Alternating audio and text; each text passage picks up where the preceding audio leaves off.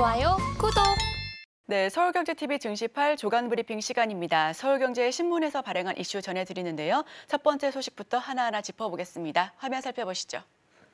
소비자 입점사 피해 줄인다지만 한국 기업만 포함할 때 역차별 우려. 네, 첫 번째 소식으로 준비했습니다. 정부가 거대 플랫폼 사업자를 직접 지정해 끼워 팔기 등 부당 행위를 집중적으로 감시한다라고 합니다. 사후 규제가 아니라 위법 여부를 상시 들여다보는 사전 규제에 나선 것인데요. 정부 플랫폼 기업에 대해서 사전 규제에 나선 이유는 소비자의 불공정 피해를 막기 위함이다라고 밝혔습니다. 하지만 유럽연합 의사전 규제와 비슷한 강력한 규제를 더 씌우면서 국내 플랫폼 업계의 성장에 상당한 제약이 될 수도 있다라는 지적이 나오고 있고요. 또 구글 등 글로벌 기업이 포함될 경우 미국과 통상 마찰이 발생할 우려 역시도 제기되고 있습니다. 그렇다고 이들 기업을 제외하게 된다면 한국 플랫폼 기업에 대한 역차별이 될 수가 있기 때문에 진퇴양난의 상황에 처할 가능성이 농후한데요.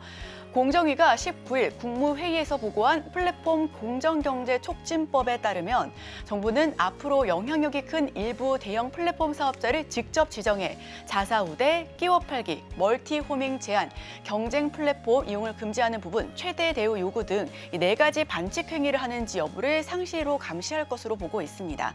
구체적인 기준은 아직 정해지지 않았지만 네이버와 카카오, 쿠팡, 구글, 메타 등 주요 플랫폼 업체가 포함될 가능성이 농후합니다.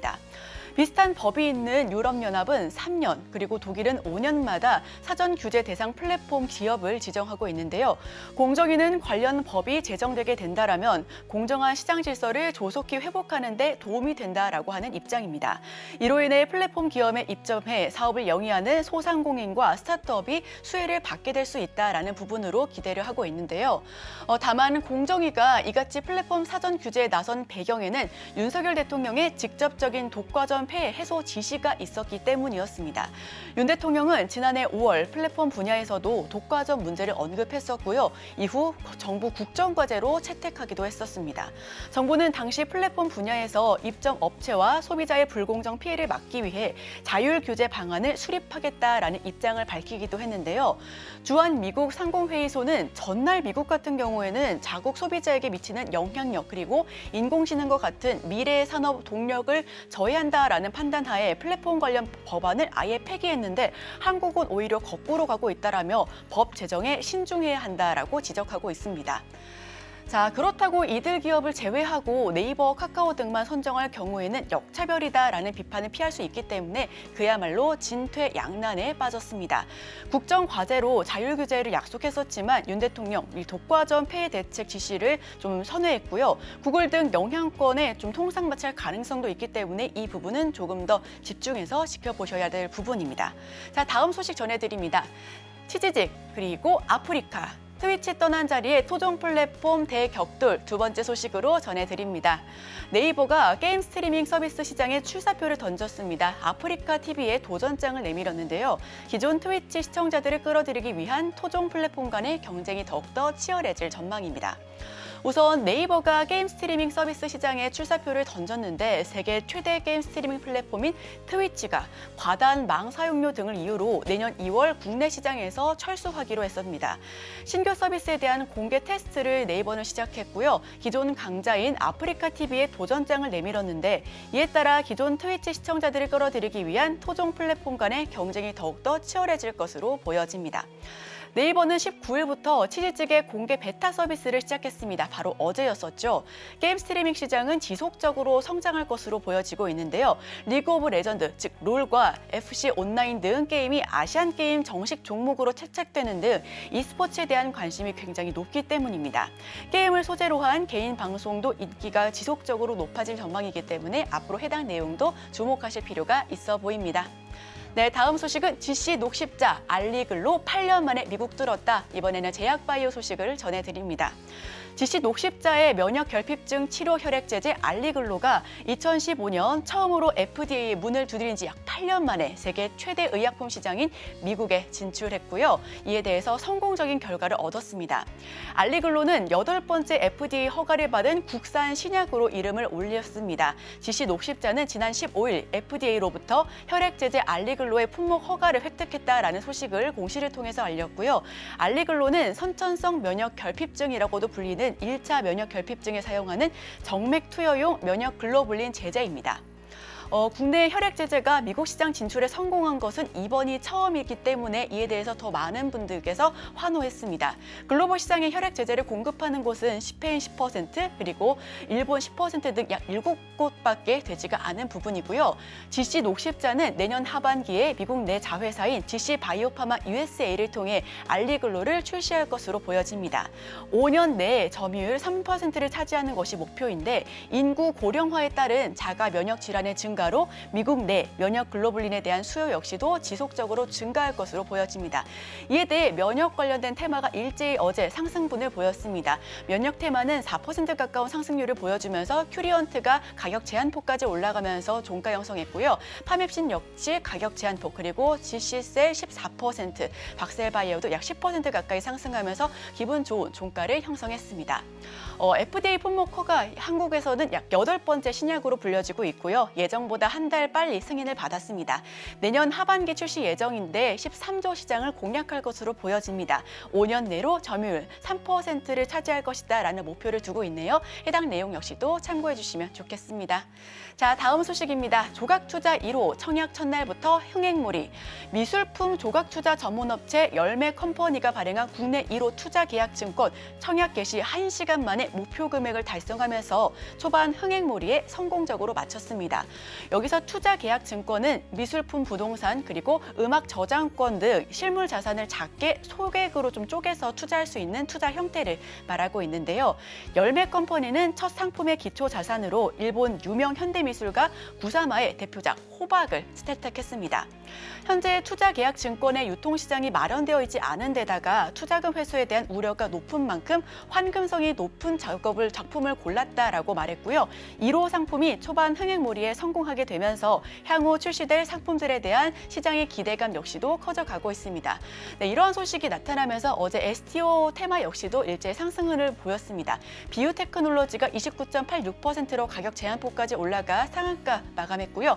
IT센이 9%, 우리기술투자 역시도 5.53% 상승 흐름을 보였습니다. K옥션도 1.47% 강한 모습으로 종가 형성했네요. 네, NFT 역시도 상승 흐름을 보였습니다. 다날이 7.63%, 그리고 NC소프트 3%, 위메이드 2.92%, M게임도 0.78% 전반적으로 강보합에서 강한 상승 흐름을 보여줬었던 시장 흐름이었습니다. 자, 다음 소식은 미분양, 원가 부담에 올 아파트 분양 13년 내 최저 소식을 전해드립니다. 올해 전국 아파트 분양 물량이 13년 내 최저를 기록했다라는 말이고요. 지방에서는 미분양 공포가 아직 남아있는 데다가 수도권에서는 분양가 상승 압박에 주요 입지 아파트들이 줄줄이 분양 시기를 미룬 탓으로 풀이되고 있습니다. 수도권은 높은 분양가에 저조한 청약 결과를 우려한 건설사들이 분양을 앞다퉈서 미루고 있고, 지방은 자재값 상승과 높은 금리에 분양 시장이 빠르게 냉각되어 가고 있음을 보여지고 있습니다. 재계순위 각 11위와 40위를 차지하고 있는 신세계와 태영그룹 계열 건설 업체들이 고금리 여파로 부동산 프로젝트 파이낸싱 부실을 감당하지 못하고 있다라는 소식이고요. 채무 불이익, 즉 디폴트 위기에 놓였다라는 안 좋은 소식입니다. 이들 회사는 부동산 호황기에 공격적인 주택 사업을 하면서 매출 증대를 꾀했지만 이자가 눈덩이처럼 불어나면서 유동성 위기가 예상되고 있는 부분인데, 한국투자증권의 보고서에 따르면 태영건설이 보증한 프로젝트 파이낸싱 대출 잔액은 2023년 3분기 말 기준으로 4조 원이 넘습니다. 민자 SOC 사업을 위한 프로젝트 파이낸싱 대출 보증액을 제외한 순수 부동산 개발 파이낸싱 잔액은 3조 원밖에 되지가 않고요. 이 중 상환 재원을 확보하지 못한 채 미착공 상태로 남아있는 비중이 굉장히 크다라고 전해졌습니다. 이어서 벌어들인 영업이익은 이자 비용으로 모두 충당하고 있기 때문에 벌어서 갚기도 어렵다라고 밝혔는데요. 이에 어제 건설주가 일제히 하락세를 보였습니다.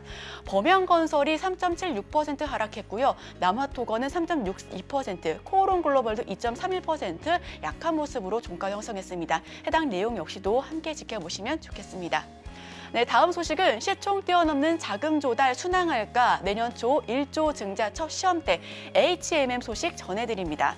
HMM 우협 대상자로 하림이 승기를 잡았습니다. 하림 인수자금 조달 구조는 크게 페노션과 유상증자 인수금융 이 두 가지로 뽑혀지고 있는데요. 페노션 유상증자를 통해 최대 3조 원 그리고 추가로 인수금융 투자 확약서를 받은 것만 3조 원이 넘는다라고 밝혀졌습니다.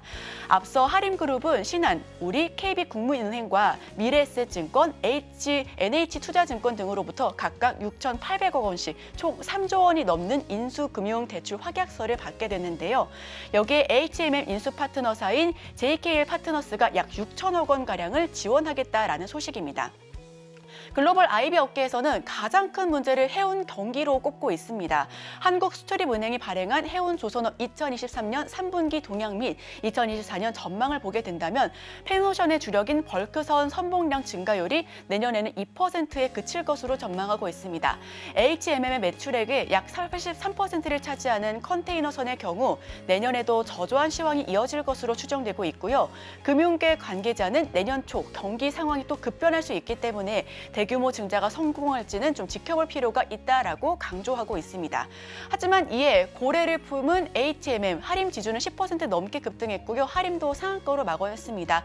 계속해서 좀 주가 변동폭이 큰 만큼 해당 종목들 역시 지켜보실 필요가 있어 보이고요.